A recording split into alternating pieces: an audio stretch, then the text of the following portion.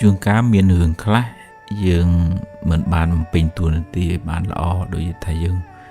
មិនបានមើលថែម៉ែឪអីត្រឹមត្រូវតែប្រកបបាត់បង់ជីវិតទៅមិនបានមើលថែគ្រួសារអីចឹងស្រាប់ប្រកបគ្រោះថ្នាក់អីទៅយើងមានការសោកស្ដាយស្ដីបន្ទោសឲ្យខ្លួនឯងហើយគិតថាបើអញ្ចេះទៅមានអីបើអញ្ចោះទៅមានអីនឹងយើងជាអាចគិតបកក្រោយបានទេប៉ុន្តែ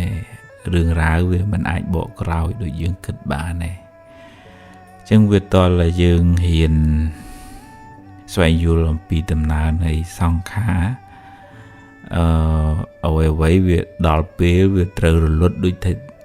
ជាគៀងវាអស់ប្រេងវាត្រូវរលត់ថ្ងៃពេលល្ងាចទៅវាលិចចឹងទៅស្លឹកឈើពេលវាទុំវាត្រូវជ្រុះយ៉ាងណាសង្ខារមនុស្សលោកយើងនឹងនៅពេលដែលអស់កម្លាំងបនកម្លាំងកម្មក៏ផុតរលត់ទៅពេលខ្លះមិនបានប្រាប់មិនបានដឹងអីមុនទេវាត្រូវផ្លាស់ប្ដូរប្រែប្រួលប៉ុន្តែបើកុំឲ្យយើងមានវិបត្តិសារីស្ដាយក្រោយបើនៅក្នុងធម៌លោកហៅកកចៈហ្នឹងយើងព្យាយាមធ្វើល្អហ្នឹងឲ្យហើយទៅចាំម៉ែចាំឪមើលថែសម្ដីសម្ដៅធ្វើល្អជាមួយគាត់ឲ្យអស់ពីចិត្តពីថ្លើមអានឹងដល់ពេលគាត់ធ្វើដំណើរទៅក៏យើងសប្បាយចិត្តមិនសប្បាយចិត្តនឹងគាត់ស្លាប់ទេប៉ុន្តែអស់ចិត្តថាយើងបានធ្វើកិច្ចការងារដែលយើងគួរធ្វើហើយកុំចាំបាច់ដល់ពេលស្លាប់ទៅមកអង្គុយយំនឹងវាអាចថាស្ដាយគាត់ល្អមើលបាទពេលមុននឹងស្លាប់នឹងយើងអត់បានធ្វើអ្វីដែលជាទួនាទីគួរធ្វើហ្នឹងបើឧបមាថាបើគាត់ធ្វើដំណើរទៅហើយបើនៅក្នុងធម៌និយាយពីការយំសោកហ្នឹងព្រះពុទ្ធអង្គសម្ដែងថាមិនបានជាប្រយោជន៍ដល់អ្នកស្លាប់ទេអាហ្នឹងយើងជាបុគ្គលជនហ្នឹងវានៅមានទូមនោះយំសោកអាហ្នឹងយើងខាត់មិនបានទេប៉ុន្តែថាឲ្យមានសមាធិមួយយល់ថាបើនឹកគាត់ឲ្យធ្វើអីមួយដើម្បីជាបុណ្យកុសលហើយឧទ្ទិសជូនគាត់វិញឧបមាថា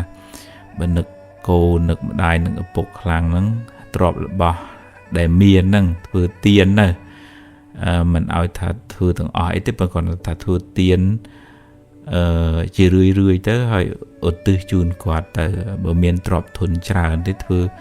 សមិទ្ធផលអីធំដុំទៅជាបណ្ណាល័យជាសាលារៀន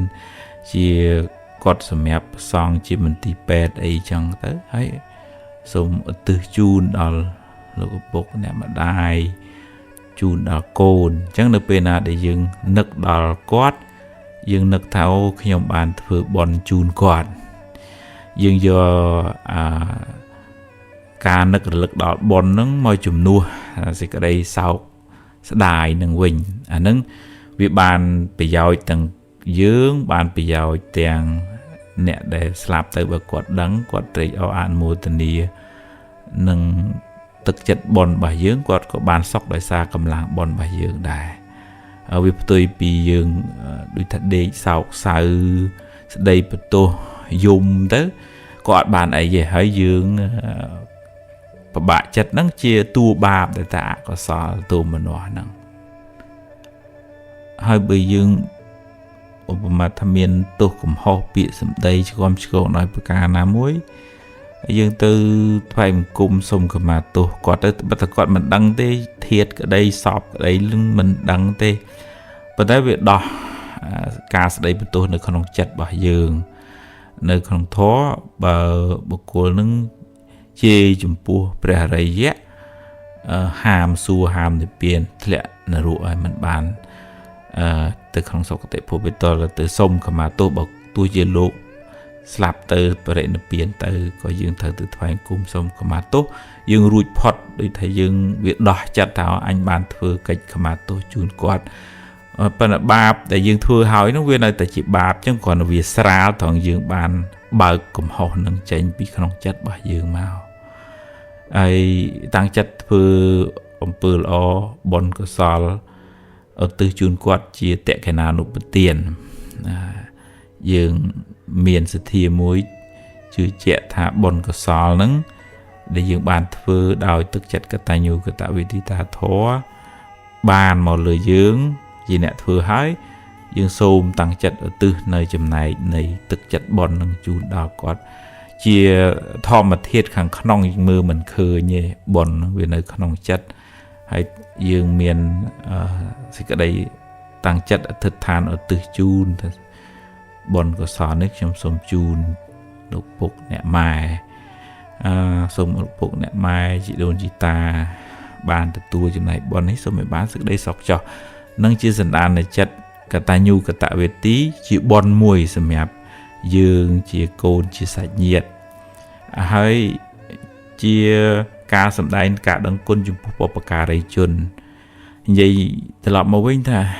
យើងមិនមែនចាំតែដល់ពេលគាត់ស្លាប់ហើយបាននាំគ្នាធ្វើបុណ្យអីជ្រុងច្រាំងទិសជូនគាត់ទេ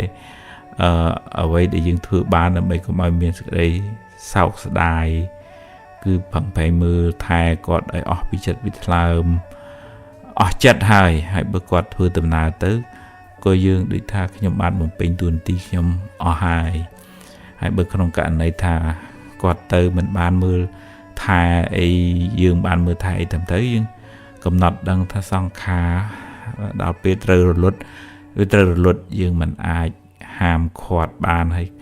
កុំឲ្យមានចិត្តអង្គុយស្ដីបន្ទោសកើតទុកយូរពេកពីព្រោះកើតទុកនឹងវាអត់បានជាប្រយោជន៍អីសម្រាប់អ្នកស្លាប់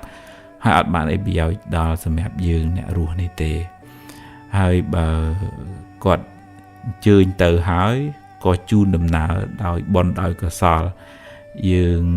រឹងប៉ឹងយើងមានសមាធិយើងធ្វើតក្កិណានុប្បទានយើងបានសម្រេចបុណ្យហើយយើងឧទ្ទិសជូនគាត់ជាការជូនដំណើរឲ្យគាត់បានត្រេកអរបុណ្យនឹងហើយសូមឲ្យបានសេចក្តីសុខចុះអានឹងនៅក្នុងពុទ្ធសាសនាសម្ដែងពីតក្កិណានុប្បទានយើងផ្សះផ្សាចិត្តរបស់យើងផងយើងបានធ្វើនៅកតញ្ញុតាធម៌ចំពោះគាត់ផងហើយបុណ្យនឹងបើគាត់បានដឹងគាត់ទទួលបុណ្យត្រេកអរបុណ្យពីយើងក៏បានសេចក្តីសុខដោយសារបុណ្យនឹងដែរអនុមោទនា